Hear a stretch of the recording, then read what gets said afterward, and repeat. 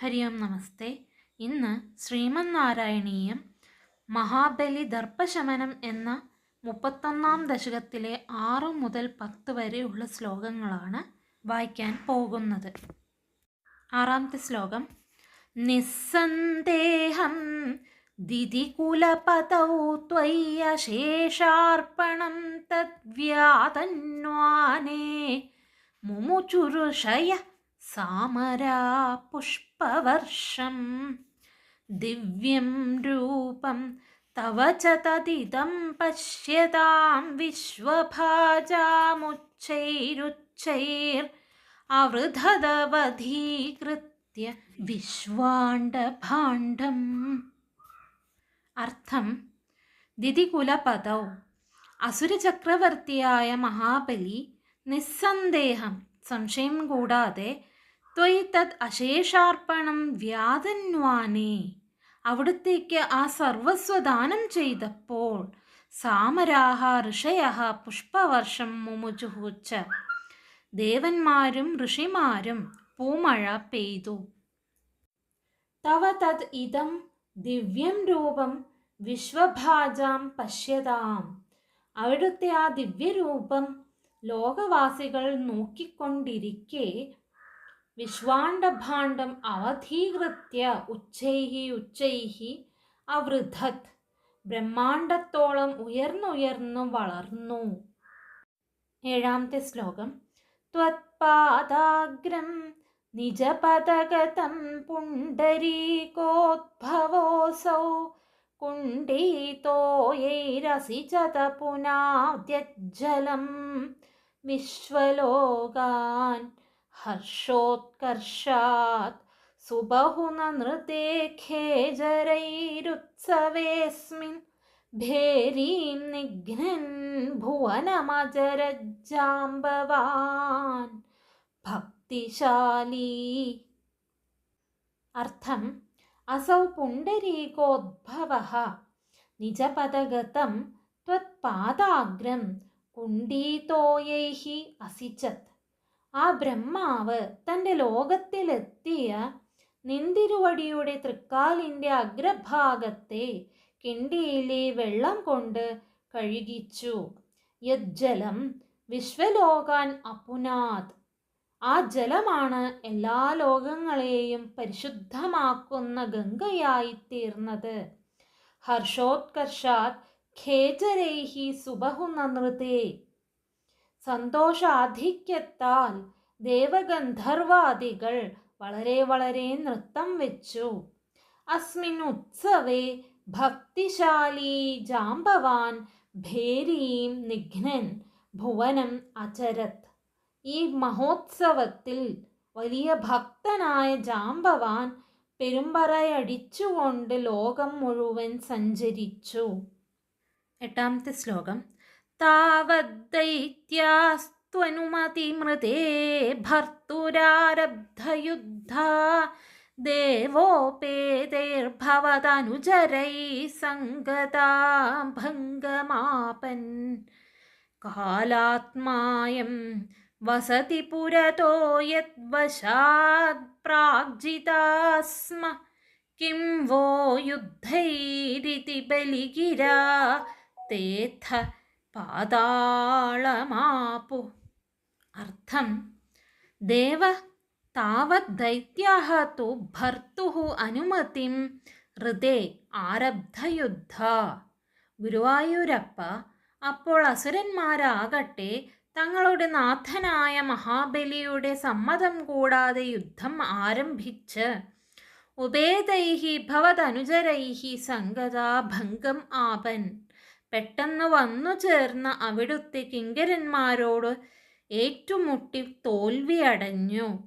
കാലാത്മാ അയം പുരതഃ വസതി, കാലസ്വരൂപനാണ് ഈ മുമ്പിൽ നിൽക്കുന്നത്. യദ്വശാത് പ്രാഗ്ജിതാഃ സ്മ, ആ കാലത്തിൻ്റെ അനുഗ്രഹം കൊണ്ടാണ് പണ്ട് നാം ജയിച്ചത്. വഹ യുദ്ധൈഹി കിം ഇതി ബലിഗിരാ, നിങ്ങളുടെ യുദ്ധങ്ങളെ കൊണ്ട് എന്ത് പ്രയോജനം എന്നുള്ള മഹാബലിയുടെ വാക്കിനാൽ തേ അഥ പാതാളം ആപുഹു, അവർ ഉടനെ പാതാളത്തിലേക്ക് പോയി. 9-ാമത്തെ ശ്ലോകം. പാശൈർബദ്ധം പതകപതിനാ ദൈത്യമുച്ഛൈരവാദീ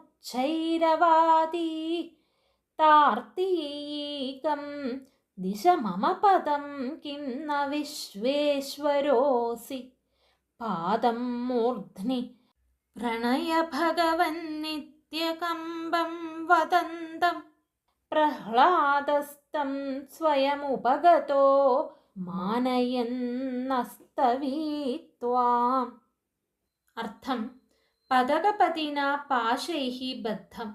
പക്ഷിശ്രേഷ്ഠനായ ഗരുഡനാൽ വരുണപാശങ്ങളെ കൊണ്ട് ബന്ധിക്കപ്പെട്ട ദൈത്യം ഉച്ചൈഹി അവാദി അസുരനായ മഹാബലിയോട് നിന്തിരുവടി ഉറക്കെ പറഞ്ഞു. താർത്തീകം പദം മമ ദിശ വിശ്വേശ്വരഃ കിം നാസി. മൂന്നാമത്തെ അടി എനിക്ക് തരുക, നീ ലോകനാഥനല്ലേ എന്ന്. ഭഗവൻ പാദം മൂർധനെ പ്രണയ. ഭഗവാനെ തൃക്കാലടി എൻ്റെ തലയിൽ വെച്ചുകൊണ്ടാലും.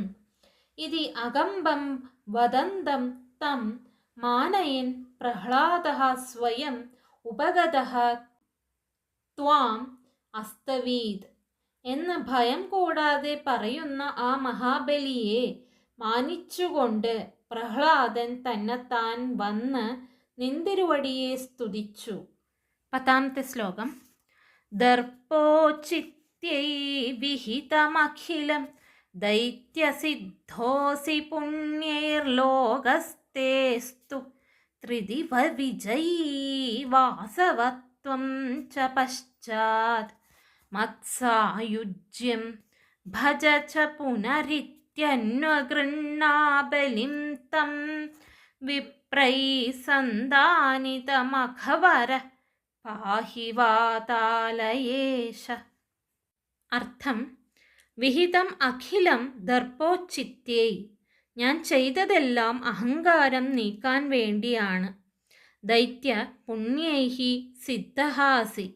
അല്ലയോ അസുരശ്രേഷ്ഠ, പുണ്യങ്ങൾ നിമിത്തം നീ സകല സിദ്ധികളും കൈവന്നവനായിരിക്കുന്നു.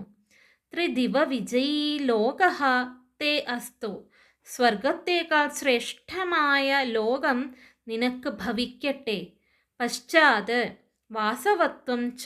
പിന്നീട് ഇന്ദ്രസ്ഥാനവും ഉണ്ടാകട്ടെ. പുനഃ മത്സായുജ്യം ച ഭജ. അതിനുശേഷം എൻ്റെ സായുജ്യവും പ്രാപിക്കുക. ഇതി തം ബലിം അന്വഗൃണ്ണ. എന്നിങ്ങനെ ആ മഹാബലിയെ നിന്തിരുവടി അനുഗ്രഹിച്ചു. വാതാലയേശ വിപ്രൈഹി സന്ദാനിതമഖവരഃ ത്വം പാഹി. ഗുരുവായൂരപ്പ, ശുക്രാദികളായ ബ്രാഹ്മണരെ കൊണ്ട് മഹാബലിയുടെ യാഗക്രിയകൾ പൂർത്തിയാക്കിയ നിന്തിരുവടി എന്നെ രക്ഷിക്കണമേ.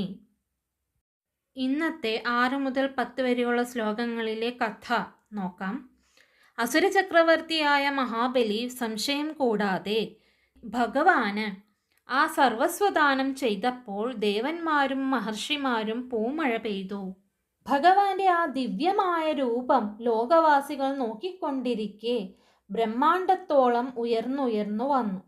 ആ ബ്രഹ്മാവ് തൻ്റെ ലോകത്തിലെത്തിയ ഭഗവാന്റെ തൃക്കാലിൻ്റെ അഗ്രഭാഗത്തെ മുൻഭാഗത്തെ കിണ്ടിയിലെ വെള്ളം കൊണ്ട് കഴുകിച്ചു.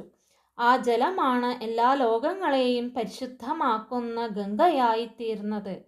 സന്തോഷാധിക്യത്താൽ ദേവഗന്ധർവാദികൾ വളരെ വളരെ നൃത്തം വെച്ചു.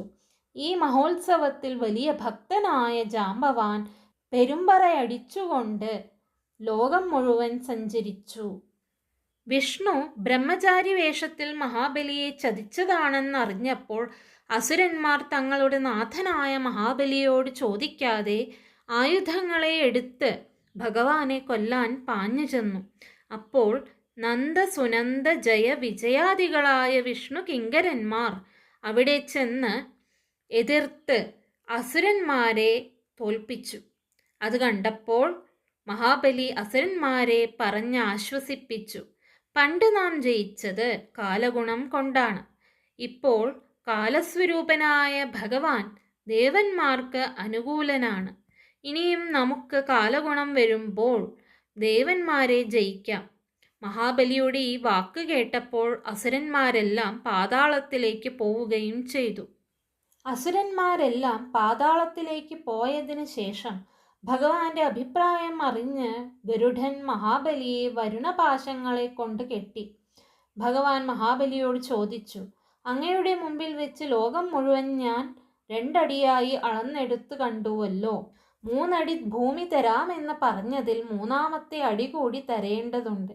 അതെവിടെ എന്ന് ചോദിച്ചപ്പോൾ മഹാബലി ഉടനെ മറുപടി പറഞ്ഞു, ഭഗവാനെ, അവിടുന്ന് തൃക്കാലടി എൻ്റെ ശിരസിൽ വെച്ച് എന്നെ അനുഗ്രഹിക്കണമേ എന്ന്. ഇത്രയും പറഞ്ഞപ്പോഴേക്കും മുത്തച്ഛനായ പ്രഹ്ലാദൻ അവിടെ വന്ന പൗത്രനായ മഹാബലിയുടെ സത്യനിഷ്ഠ കണ്ടു മാനിച്ച് ഭഗവാനെ സ്തുതിക്കുകയും ചെയ്തു. പ്രഹ്ലാദ സ്തുതി കേട്ട് സന്തുഷ്ടനായ ഭഗവാൻ മഹാബലിയെ അനുഗ്രഹിക്കുന്നു. ഭഗവാൻ പറയുന്നു, ഞാൻ ഈ ചെയ്തതെല്ലാം മഹാബലിയുടെ അഹങ്കാരം തീർക്കാൻ വേണ്ടിയാണ്. അല്ലയോ അസുരശ്രേഷ്ഠ, പുണ്യങ്ങൾ നിമിത്തം നീ സകല സിദ്ധികളും കൈവന്നവനാകുന്നു. സ്വർഗത്തേക്കാൾ ശ്രേഷ്ഠമായ വിശ്വകർമാവിനാൽ നിർമ്മിച്ച സുതലമെന്ന ലോകം നിനക്ക് ഭവിക്കട്ടെ. പിന്നീട് ഇന്ദ്രസ്ഥാനവും ഉണ്ടാകട്ടെ. അതിനുശേഷം എൻ്റെ സായുജ്യവും പ്രാപിക്കുക എന്നിങ്ങനെ ആ മഹാബലിയെ ഭഗവാൻ അനുഗ്രഹിച്ചു. ഗുരുവായൂരപ്പ, ശുക്രാദികളായ ബ്രാഹ്മണരെ കൊണ്ട് മഹാബലിയുടെ യാഗക്രിയകൾ പൂർത്തിയാക്കിയ ഭഗവാനെ, എന്നെ രക്ഷിക്കണമേ.